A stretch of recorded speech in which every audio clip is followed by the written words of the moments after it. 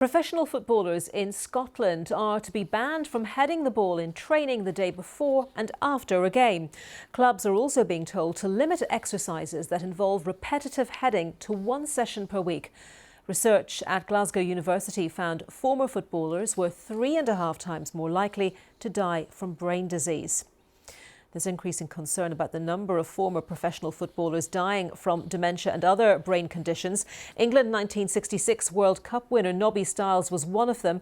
He died in 2020 with CTE, a form of brain injury caused by repeatedly heading the football during his career as a player. His family believe he headed the ball between 70 and 100,000 times overall.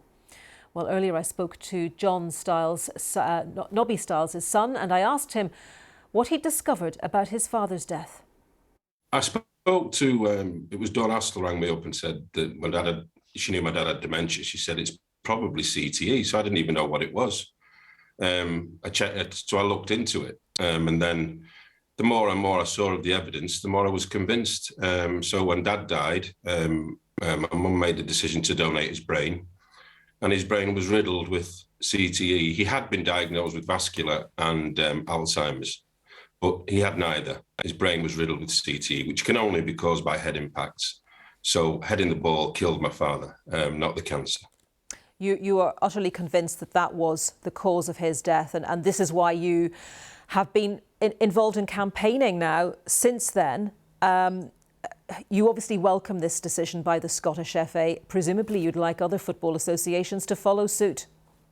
Well, I welcome anything that limits the heading in training, because it's the amount of repetitive amount of times you head the ball. It's got a direct relationship to how bad you're going to be. I'm an ex-footballer myself. I'm very concerned. But how are they going to police it? For example, in England, they said 10 high-impact headers a week. Nuno Santos at Tottenham said, I'm not going to do that. Nothing happened.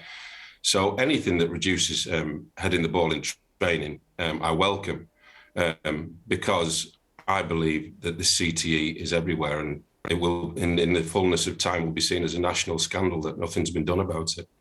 You say, how is this going to be policed? But you would be expecting the professional clubs, lower leagues, to be taking this very seriously. I mean, do you think that people are going to ignore it? It's difficult to say. You've got to win football matches. The coaches head the ball, you head the ball. What there isn't out there, Anita, is education. I wrote to all 92 league clubs in England and the Women's Super League clubs. I said I would go and talk to the players with Professor Willie Stewart and educate them about CTE, because I'm pretty sure that if you asked Harry Kane or any of the England team, do you know what CTE is? He wouldn't have a clue. And this is a killer disease, and it's killing footballers. I tried to educate. I tried to get in touch with the clubs, like I say, with Willie Stewart. But as far as I'm aware, there's never been any literature given to a player about the risks of heading the ball. And that is wrong. Of course, the union should be trying to protect the players, but the PFA union in this country is not fit for purpose. Sorry, John, I beg your pardon. I thought you'd finished your sentence. I was just going to say the Scottish Football Association has already banned headers in training for the under-12s. And, you know, I'm sure parents who hear about this, those parents who stand week in, week out at training sessions for their kids, they will be very conscious of this and making sure that their children are not exposed to anything which could cause them serious injury later in life. Do you envisage a time when there is a ban on heading entirely in football? That's not what I'm advocating, Anita. I believe that everybody should be informed about this terrible disease, and they're not. As I say, I wrote to all the clubs. I've had no response, really.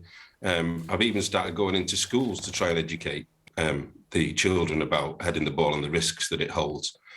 But what I believe should happen is it should be banned.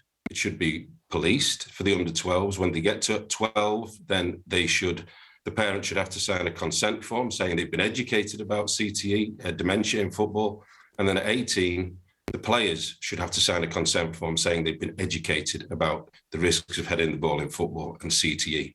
And that's what I'm advocating. But at the moment, nothing has been done Nothing has been done to go out and tell players in academies and players who are not in academies, anybody heading the ball damages your brain. And the more you do it, the more damage you get.